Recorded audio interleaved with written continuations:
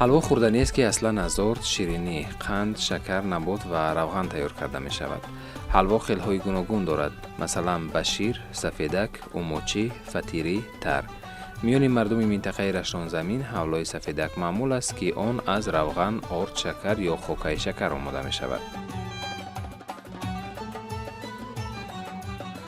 яке аз шириниҳои анъанавӣ дар фарҳанги ошхонадории мардуми тоҷик ба шумор меравад. ва бояд бигӯем ки ягона таърихи қадима ҳам дорад ва мардуми тоҷик дар дилхоҳ манотиқи гӯшаву канори ҷумҳур ба тарзи таҳия ва омода кардани навъҳои гуногуни он ошно ҳастанд. хуб албатта ҳалво навъҳои гуногун дорад ва навъҳои маъмултарини ҳалво дар фарҳанги мардуми тоҷик ин ҳалвои сафедак ва ҳалвои сурхак мебошад. бо вуҷуди пайдо гардидани маҳсулотҳои қаннодии фабрикавӣ байни мардум талаботи худро аз даст надодааст. таърихи пайдоиши он мувофиқи сарчашмаҳо ба асрҳои 4-3 то милод рост меояд. табиист ки имрӯзҳо навъҳои зиёди ҳалво хело зиёданд, ба монанди ҳалвои сафедак, ҳалвои сурхак, ҳалвои ревич, тарҳавло, ҳалвои ширу шакар ва ғайраҳо. ҳалвои сафедак яке аз ҳалвоҳои маъмулӣ дар манотиқи ҷумҳурӣ ба шумор меравад. ин ҳалво бештар дар сару побарони арӯс, дар тӯи домодӣ, ҳангоми навпобуророн яъне ки қадамзанони кӯдак ва тӯшаи роҳ онро омода месозанд.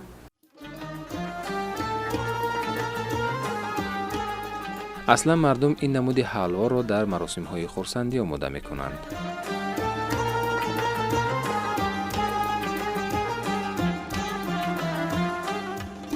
сфеди кора биёра. мо ҳами ҳавлои сфедака барои духтарома ба шавҳар метем, барои туёшу менем, мо барои ина идо менем, барои ҳамаи муҳимуму ҳамитари ҳавлои сфедак менем да оки кор сфед биёра. ина чи руғана мерезем, руғани говира мерезем, руғани гӯспандира мерезем. ана баъд ов кишид чӣ мерезем? гарда мерезем. гарда мекоем, сирх мекишид, мевардорем шу дар карсуно, мешакем, сфед чӯ менем, шакара мерезем, сфед мешава. баъд бо мехӯрем, бо ҳар каса метем.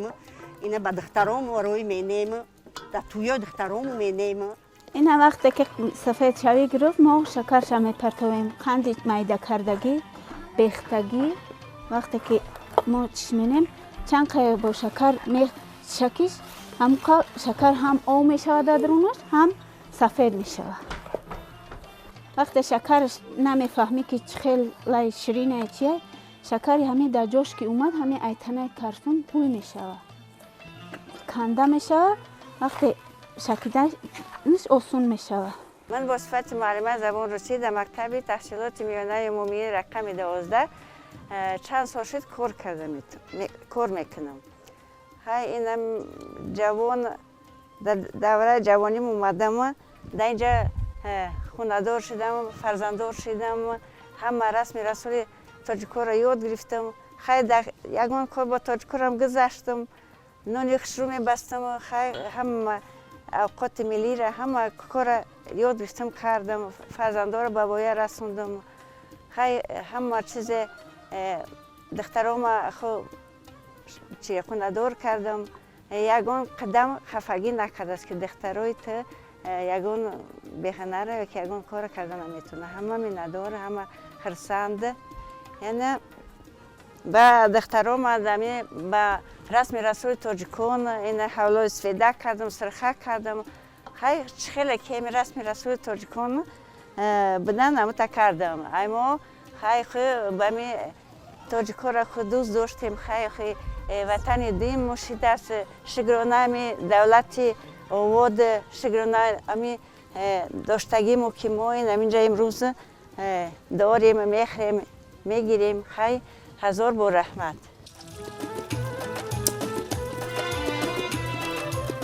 ҳалвои сафедак бо равғани яхи гӯсфанд, гов ё зар тайёр менамоянд. бонувор равғанро гарм карда ордро ҳамроҳ намуданд.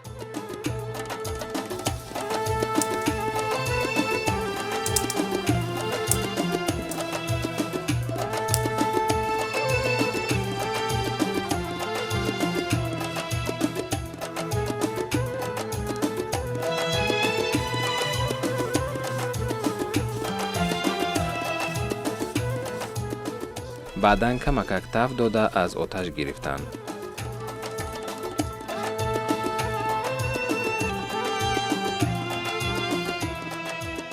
хунук намуданду ба он хокаи шакар ҳамроҳ намуда то сафед шудан каф мезаданд.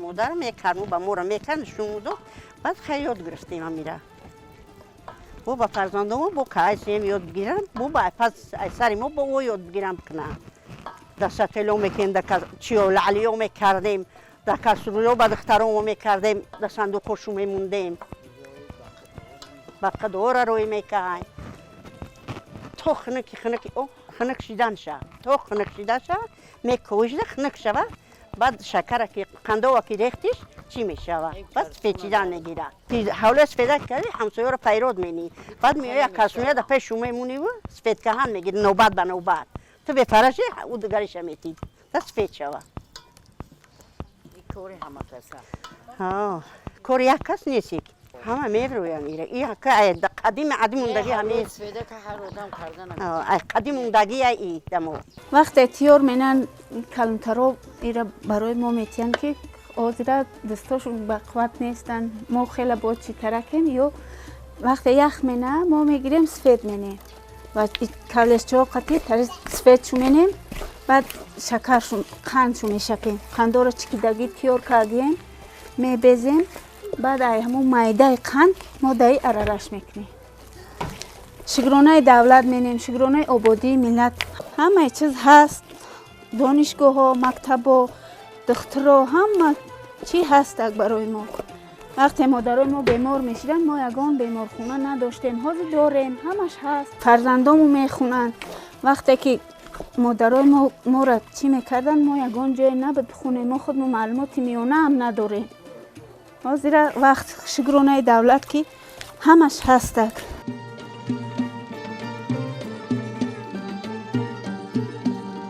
бошандагони минтақа аз қонуни танзим ёдовар шуда иброз намуданд ки хароҷотҳои зиёдӣ дар маъракаҳои хурсандию азодорӣ аз байн рафт ва ин боис шуд ки сатҳи зиндагии мардум беҳтар гардад.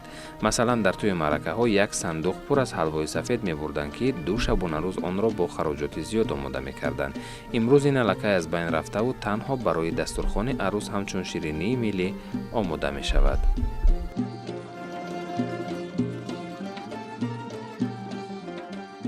حالا سفیدک آسونه حالا سرخک زوره او میکوی در قیامه سرخ مینی سرخک میشه و او را آو چی میریزی قنداوش میریزی و او را قیمه کوی میکوی که او آو او قاق میشه و هوج مینی میگیریش او زور ترکه ای آسون ترکه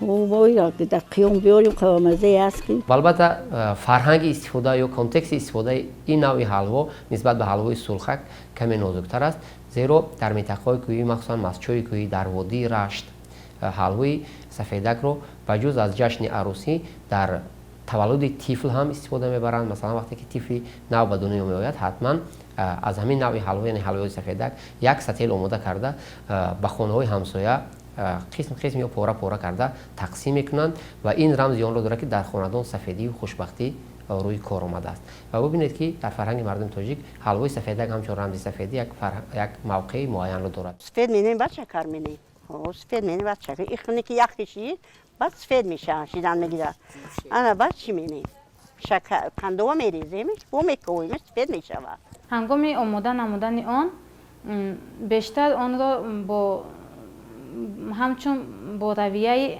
عنعنوی آماده می نمایند مخصوصا در بیرون هنگامی که دیگ و تگدگی را میگذارند دیگ را باید چنان تازه باشد که حتی زردی در وی نباشد چون که حلوا تمام مزه خود را گم میکند بعدا هنگامی آتش تگ دیگ را گیراندن روغن زرد را میاندازند روغن که آب شد بعدا به آن آرد را میاندازند آرد را با کفگیر یعنی که تست تف میدهند که آرد چسبیده نسوزد و هنگامی که آرد طعم خامیش برآمد آرد را از دیگ را از بالای آتش گرفته محصولات آماده شده را به کلسان چپه میکنند میاندازند و میگذارند تا اینکه وی خنک شود در این مابین قند سفید را در غوره کوبیده بعدا آن را از الک میگذرانند تا اینکه وی شبیه به مانند آرد شود. من 73 برمدم.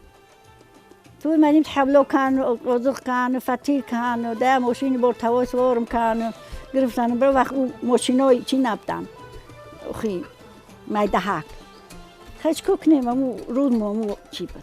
امروز نه ماشینا اومدن سوار منن عروسا رو میگیرن میروند.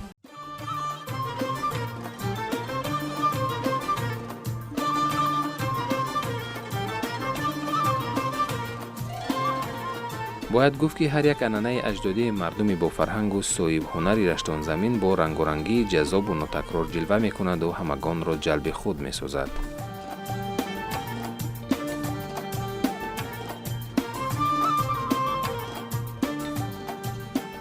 من چند هنر دارم.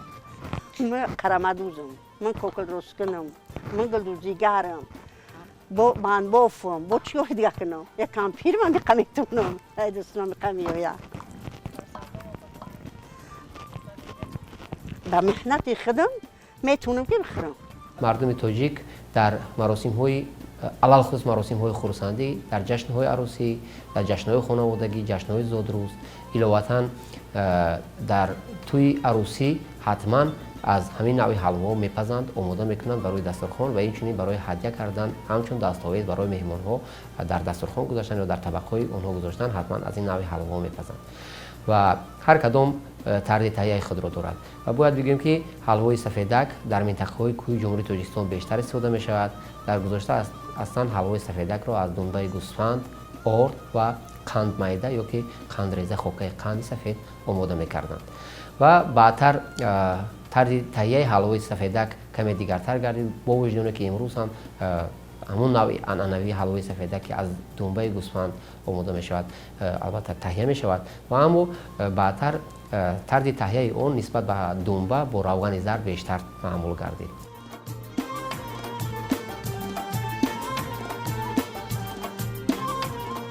وقتی که مردم رشت عروس را به خانه داماد گسیل می کنند، 3 روز قبل از توی حلوا می پزند و بهترین حلواگران دهه را به خانه دعوت کرده برای توی عروسی حلوای سفیدک آماده می کنند.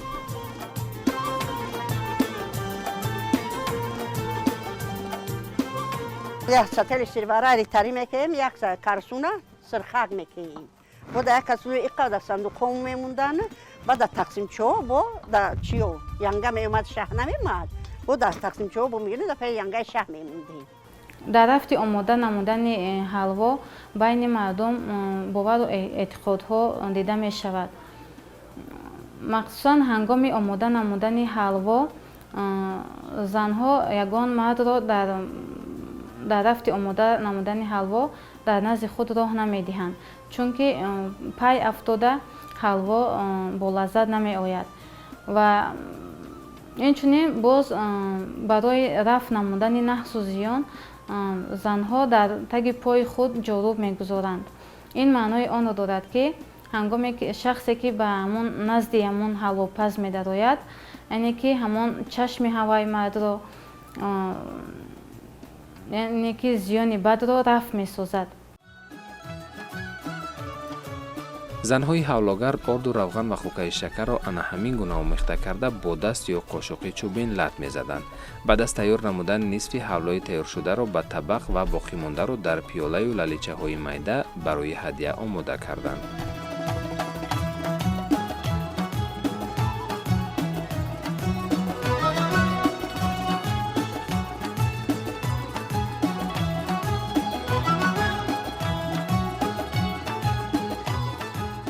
اگر در رشت و بدخشان مردم حلوای سفید میکنند، اما در منطقه ختلان باشد زنها میل به پختن حلوای سرخ را دارند. ما این حالت را در خانه یکی از ساکنان شهر باختر مشاهده کردیم. طرز تیار کردن حلوای سرخک در مردم ما تاجیک، اول شکر در آب جوشک تر میکنیم، او را به قاشق ملحم میکنیم، میشکیم که در آب همین شکر پاکیزه آب شود. بعد ای شکر تیار کردن ارده میشورند با اوی شیر گرمک فتیر، یعنی که فتیر میشورند. فتیری که برای تیار کردن می حولای سرخک نه سخت نه سستی بد میشورن میونه با کمک روغن میدوزیم در خمیرش. روغن برای میدوزیم که وقتی که امو زباله تیار کردگی را در دیگ روغن میدوزیم در او میشود مثال بعد آسان تیار کرده میشود همین حولا بعد طرزی نمودی آسانی شاید که اگر به روغن کنی ممکنه که بسیارتر بعد در درون روغن ایرا کاولز قطی یعنی قوشق چوبی کلان قطی بعد بسیار کف میزنی برای تیار شدنش. طرز تهیه این حلوا چند کمی نازکتر است و بانوانی با تجربه البته از پای پختنی آن میشوند. نه هر کد بانو میتواند که حلوای سرخک رو آماده کند.